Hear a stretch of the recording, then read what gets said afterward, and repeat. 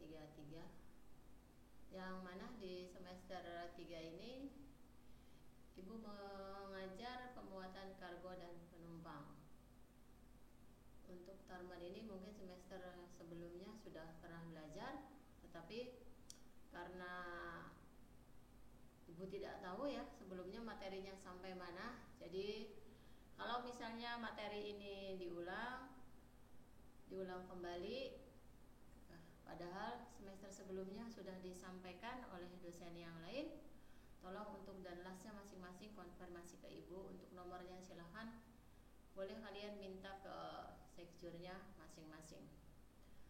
Baik, untuk awal pertemuan ini, untuk awal perkenalan, Ibu akan membahas mengenai muatan-muatan berbahaya. Di sini yang dimaksud dengan muatan berbahaya itu adalah muatan-muatan tertentu yang memiliki sifat-sifat yang tentunya dapat membahayakan muatan lain atau bahkan kapal itu sendiri. Kemudian untuk jenis muatan ini harusnya dimuat di geladak utama atau di tempat yang lain, yang tidak boleh tentunya yang harus terpisah dengan muatan yang lain, di mana biasanya muatan berbahaya ini harus ditempatkan di tempat yang mudah dicapai agar jika terjadi kebakaran akan mudah dilempar keluar kapal atau akan lebih mudah untuk dikeluarkan dari bagian badan kapal. Di sini yang dimaksud dengan membahayakan muatan lain tentunya jika muatan berbahaya tersebut disatukan dengan muatan-muatan yang lain. Contohnya misalnya bubuk mesiu. Pada saat kita membawa bubuk mesiu kemudian disatukan dengan bahan-bahan lain, terutama bahan pangan tentunya, misalnya beras, terigu dan yang lainnya, tentunya akan untuk bau dari mesiu itu sendiri, bubuk mesiu sendiri itu tentunya nanti akan mencemari daripada beras itu sendiri, dan tentunya itu juga dapat membahayakan muatan lain. Itu misalnya jika terjadi benturan kemudian menimbulkan percikan api, muatan ini akan mudah terbakar, dan ini juga di samping membahayakan muatan lain juga membahayakan kapal itu sendiri karena bisa mengakibatkan kebakaran di atas kapal. Kemudian pada saat kita melaksanakan atau memuat muatan berbahaya, keselamatan pengangkut tergantung pada kelaikan pengepakannya dan juga ketepatan dari pengidentifikasian jenis muatan berbahaya tersebut. Yang dimaksud dengan pengepakan itu adalah jika muatan itu berbahaya, maka harus dipacking sedemikian rupa sehingga tidak akan terjadi bahaya kebakaran dan bahaya-bahaya lainnya pada saat kapal sedang dalam pelayaran. Pengidentifikasian ini adalah, yang dimaksud dengan pengidentifikasian adalah pemberian labelnya atau pemberian namanya. Jadi kalau muatan berbahaya tersebut harus diberi label agar dapat diketahui oleh kru kapal ataupun buruh pada saat kita melaksanakan pembongkaran di pelabuhan tujuan. Kemudian yang berikutnya itu daftar dari muatan berbahaya, disusun berdasarkan kategorinya. Ini biasanya untuk mengetahui kategori dari muatan-muatan berbahaya itu dapat kita lihat di dalam buku yang disebut dengan Dangerous Cargoes Book, yang secara populer di atas kapal disebut dengan Blue Book. Ini adalah buku daftar panduan mengenai muatan-muatan berbahaya, jenis-jenisnya dan juga klasifikasinya. Kemudian yang berikutnya yaitu pengangkutan muatan berbahaya juga diatur dalam The Merchant Shipping atau Dangerous Goods Rule, yang mengharuskan kepada pihak shipping untuk memberitahu nahkoda kapal secara tertulis nama muatan berbahaya tersebut. Berikut juga dengan kategorinya, yang mana biasanya bisa kita lihat di dalam Blue Book atau buku biru. Dan sifat-sifat bahaya yang mungkin timbul termasuk nama umum dan juga nama kimianya yang sesuai dengan kode dan IMDG yang dikeluarkan oleh IMO. Jadi buku panduannya itu ada yang disebutnya itu yaitu IMDG yang dikeluarkan atau diterbitkan oleh IMO. Kemudian pada saat memuat dengan seling harus berhati-hati, jangan sampai selingnya membentur bagian ambang palka sehingga akan terjadi percikan api. Amunisi biasanya dimuat di dalam magasin yang dibangun di dalam palka dan tentunya harus jauh dari ruang ABK atau harus jauh dari kamar-kamar ABK. Bangunan tadi dibuat dari kayu dan tidak boleh dari besi atau sebangsanya. Bahkan jika paku besi pun tidak boleh digunakan untuk ruangan tersebut. Itu untuk ruangan-ruangan yang khusus untuk memuat amunisi di atas kapal. Karena jika ada bagian-bagian ruang muatan yang terbuat dari besi, ditakutkannya atau barangkali pada saat sedang melakukan pemuatan terjadi benturan antara besi dengan besi sehingga akan menimbulkan percikan api dan percikan itu bisa saja terjadi kebakaran. Kemudian yang berikutnya itu peti-peti peluru diangkat secara hati-hati.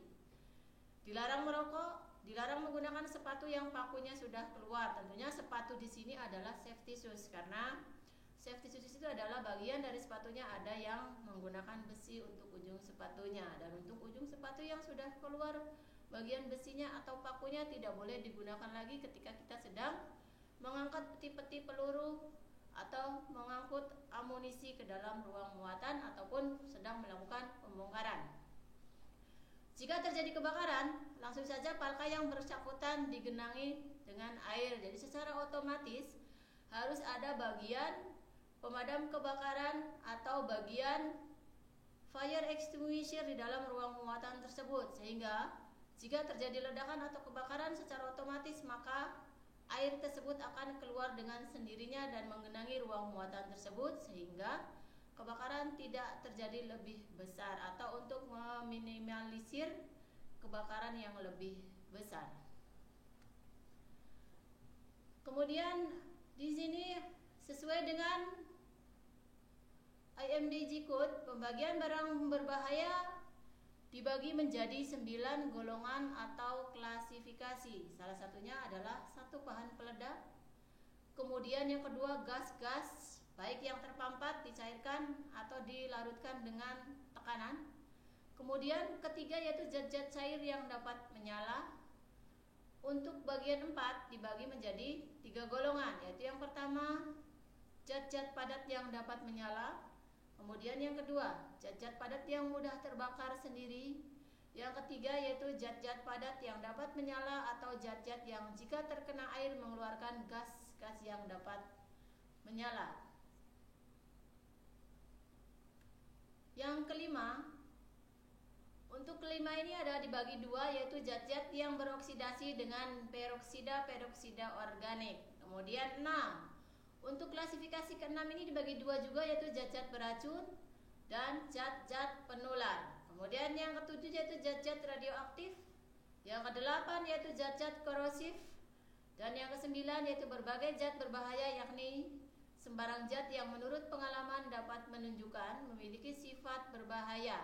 Yang demikian itu sehingga ketentuan-ketentuan bab ini berlaku baginya. Kemudian hal yang paling penting pada saat kita memuat pemuatan berbahaya yaitu pemberian label atau tanda. Gunanya adalah agar masing-masing kemasan yang berisikan muatan berbahaya harus diberi marka atau label yang jelas sesuai dengan jenisnya dan menunjukkan nama yang jelas agar kru kapal ataupun nahkoda kapal mengetahui sebatas mana berbahayanya muatan-muatan tersebut.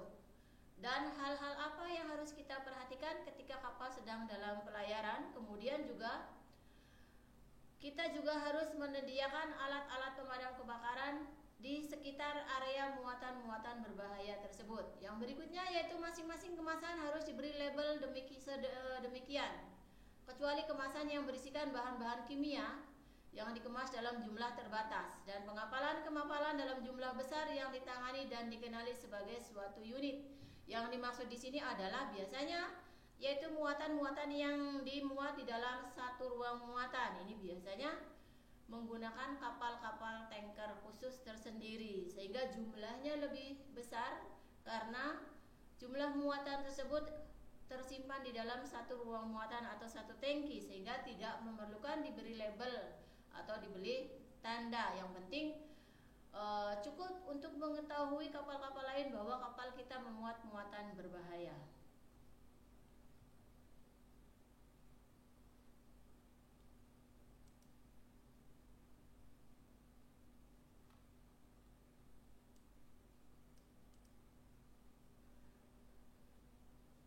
Baik, untuk pertemuan